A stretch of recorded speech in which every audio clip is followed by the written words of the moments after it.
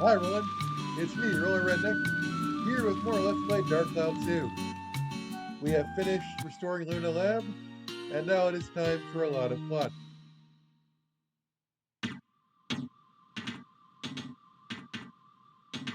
You came at a good time. I've just finished my latest creation. Take a look. What's that? It's a Nova Cannon. It's a weapon that uses the sun's energy to generate a powerful beam. Attach this to your ride pod, and then you'll have nothing to fear.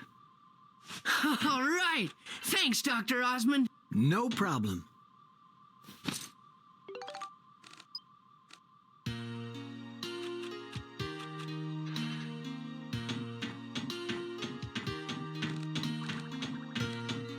There will also be a lot of me running around aimlessly as I hunt down the various treasure boxes.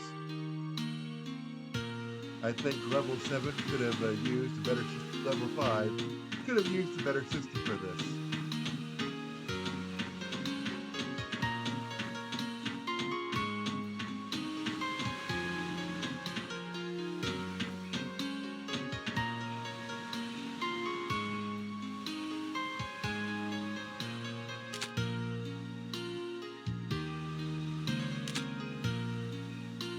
You have to get this from exactly the right angle, otherwise Scoop doesn't count.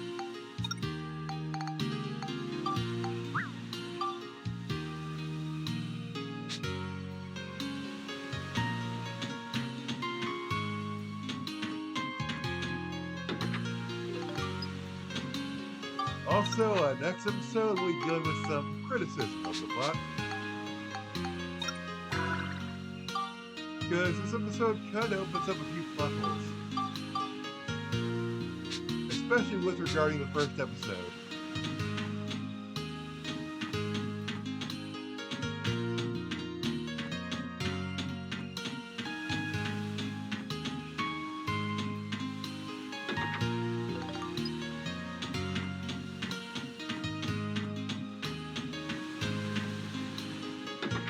But how is everybody? I'm fine. Probably about June when this goes up. But I might be in DC by that point.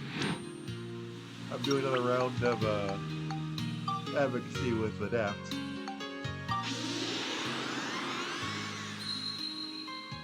I at least plan to in June anyway, unless another family function comes up.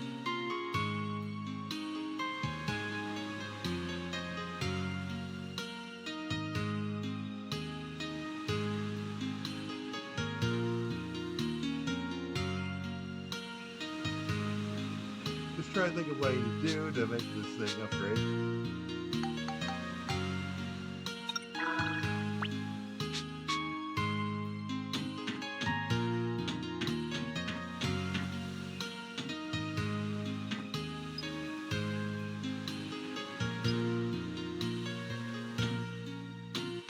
I have to assume that Dr. Knob, being a child, is the one who pushed the abuse of power concept.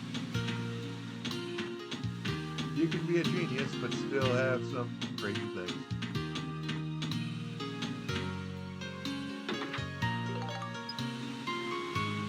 I mean, this is the same lab that came up with the electric worm. What kind of practical use for is there an electric worm?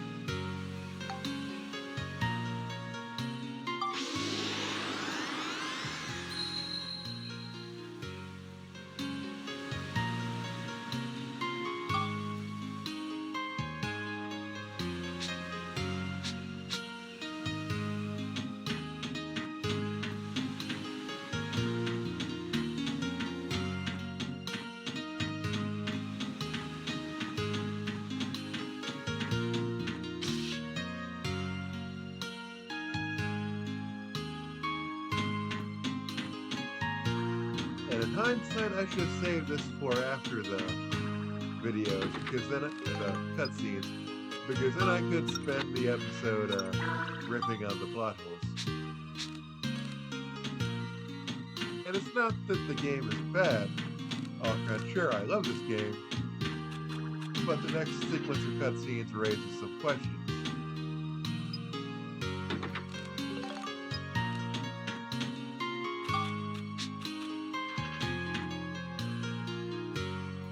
And here's where I fail at inventing.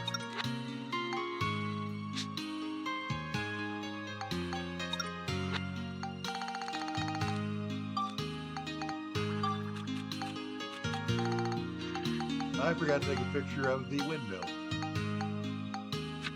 The windmill is one of the first things you can take pictures of when you get to the diorama thingy.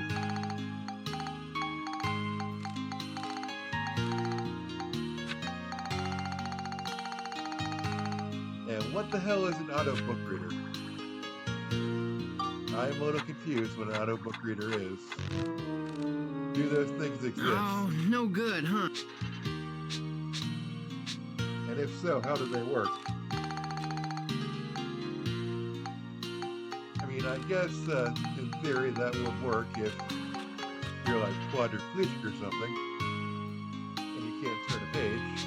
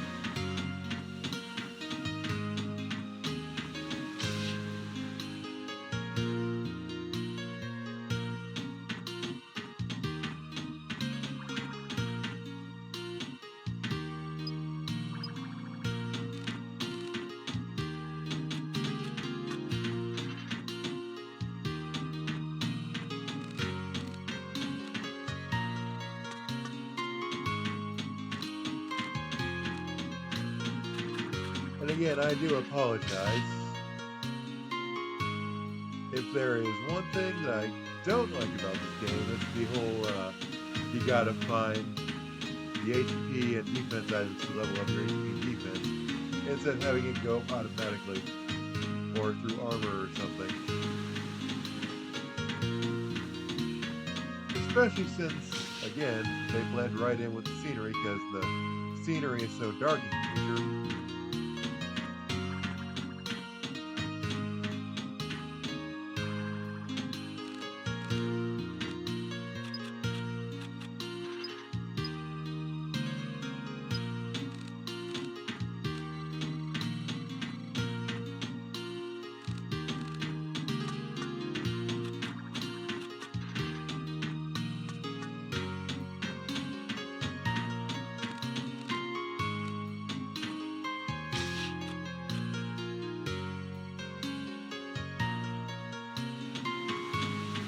They could have made the boxes like sparkler or something.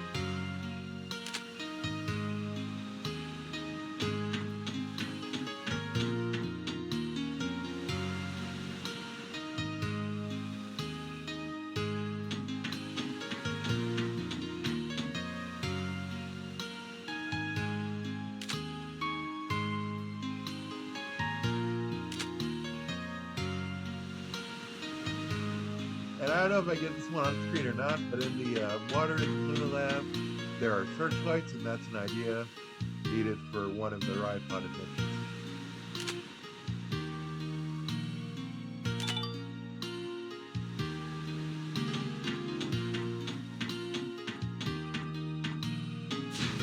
Cutscene time.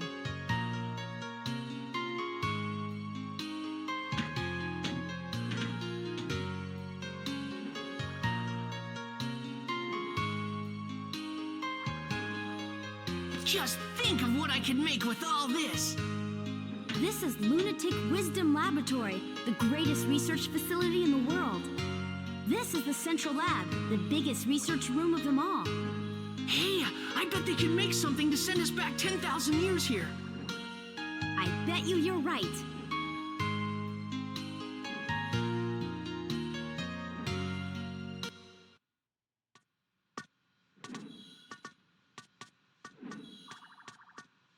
Thanks to you, the lab's been completely restored to its former state.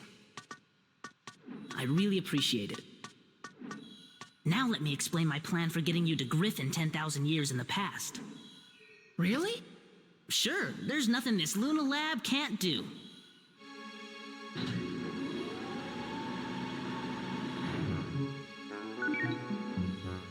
Oh, wow! Ixion, a time-traveling locomotive. A fantastic non-stop express that can cross both time and space. When this is finished, you'll be able to travel 10,000 years into the past, where Griffin is. Amazing! How much longer will it take? Let's see. Let me check. Dr. Jamming.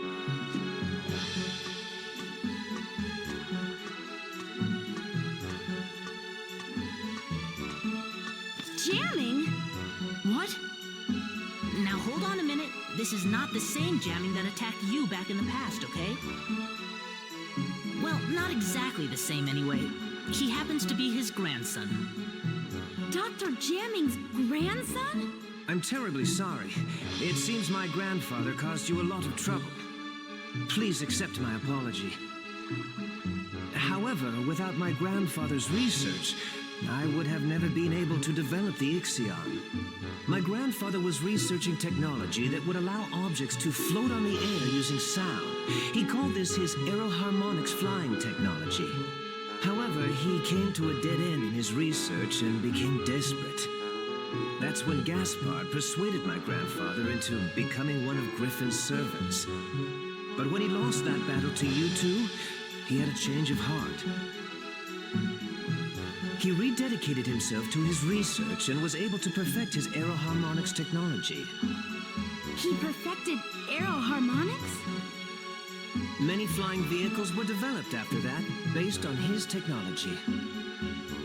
Of course, the Ixion here takes advantage of the same technology, and by combining it with the space-time control panel I developed, my grandfather has passed away.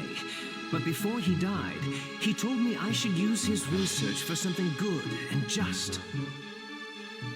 I try to carry on his wishes, and I think that by continuing his research, this world can truly be saved. Dr. Jamming.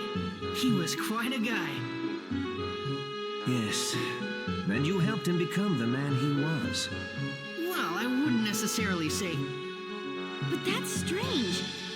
In the history I know, aeroharmonics technology was never perfected.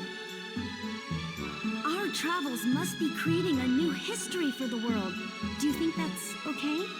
Well, I'm still getting the hang of this, but I'm thinking that maybe history as you know it is not necessarily the one true history.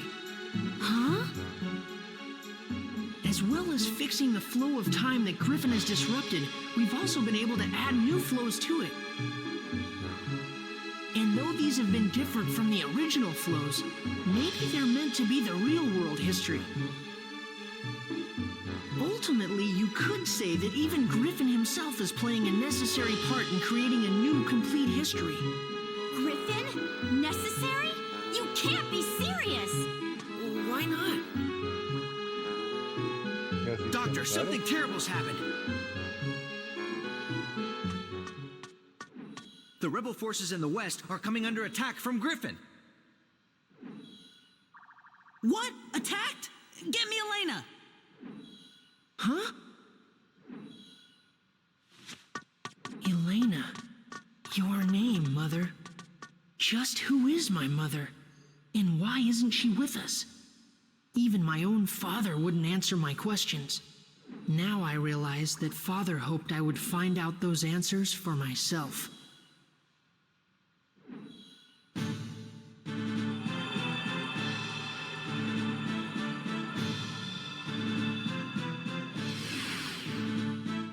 Doctor, this is Elena. We're fighting Griffin's main army over here. If it carries on like this, Griffin will probably attack the Luna Lab too. Be careful. Mother? Is that Max? Yes. You mean this boy is Elena's... That's right. Max is Elena's son. And Monica knew. Max, I'm sorry. I'll bet your father never told you what happened to me. That's right. But why? Max, we live in different worlds. What? It's all right, Max. I'll explain everything. I'll tell you why I couldn't go on living with you. But to explain that, I need to explain what's going on in this world now. What do you mean by that? I'm from the future, just like Monica. Our time has changed greatly because of the devastation caused by Emperor Griffin. We couldn't let Griffin get away with it. So the people of our time formed a rebel force to fight against him. But Griffin began to use the power of the stone. Stone? One of the fabled Atlamilia stones that possess great powers. Powers that can move the earth and control time. Griffin harnessed that power to rewrite history bit by bit. He turned on people and erased their very existence from history. Atlamilia are strange jewels with a will of their own. They choose their owners themselves. Legend has it that Atlamilia will only choose for their owners people of good heart. We don't know how Griffin has managed to get his hands on one of the Atlamilia. But the fact is, he can use the power of that stone. And for us to be able to fight him, we needed one too. 3 Atlamilia exist in the world. The first is the Sunstone, which Griffin possesses. The other 2 are the Moonstone, which emits a blue light, and the Earthstone, which emits a red light. Griffin tried to increase his powers by gaining possession of the remaining 2 Atlamilia. So he searched for the remaining 2 stones. First, we traced the owner of the Moonstone. That was Monica's father, King Raybrand. At first we thought we could inherit the Atlamilia from King Raybrand to help us in our fight against... But the stone wouldn't accept anyone among us as its owner. And so, in the end, we were unable to get the stone. We guarded King Raybrand so that the stone would not fall into Griffin's hands. We decided to protect the person that the stone had chosen from the threat of Griffin. But Griffin was devious, and he assassinated King Raybrand. Griffin didn't get his hands on the stone, though. The stone refused to become Griffin's, and instead chose King Raybrand's daughter, Monica, as its new owner. That's how the second stone came to be Monica's. And so we looked for the last remaining Atlamilia, the Earthstone, but we couldn't find it, because it didn't exist in our time. According to the prophecy of the great sage, Crest, the Earthstone existed 115 years in the past. Its owner was a young boy called Gerald. We knew that Griffin would use his powers to travel through time and go back to Gerald's era looking for the stone. In order to protect the red Atlamilia, I traveled to Gerald's time. And I made it my job to protect him. But during the time I was with Gerald, I fell in love with him. And then, Max, you were born. The first 5 years of your life went by in a flash. But then I had to return to my own time, because the war against Griffin was intensifying. I said goodbye to you and Gerald, and I returned to my time. I haven't been able to see you since. My mother is from the future? That's right, and we're the ones that were chosen by these 2 Atlamilia. But I was just given this stone by my father. No, not exactly. Your father couldn't even touch it anymore. He must have realized the stone had chosen a new owner. Gerald couldn't touch it himself, but he saw you could play with it without effect. The Atlamilia chose you as its new owner, so Gerald let you have it. I think that the Atlamilia have reasons for who they choose as their owners. There's probably even a reason why Griffin was chosen. A reason he was chosen? That's right. Like what? That I don't know. But the stones are guiding people for the sake of something great. I can just feel it.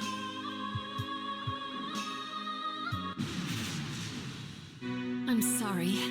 It looks like we haven't any more time to talk. Just wait a little longer. If we can recreate Pasnos, we'll have a chance to fight back. Recreate Posnos? But how? Max and Monica will recreate its origin point, of course. The origin point of Posnos is a workshop in Heinrada, a village at the foot of Mount Gondor. You'll have to head there. But Mount Gondor is a dangerous place. I'm not sure if you... We'll be fine, Elena. Just leave it to us. Don't worry, Mother. I'll save you. Just stay here. Max, okay. Take care, both of you. You bet.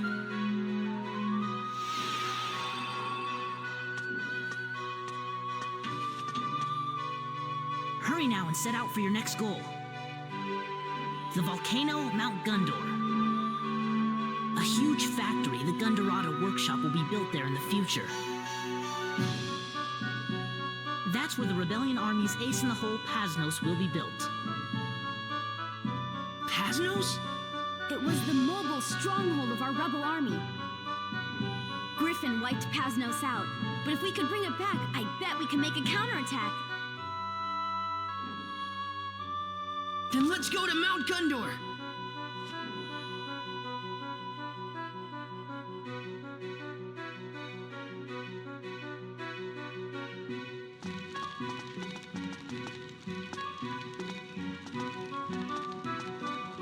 Hey, Max, Monica, How's that bridge?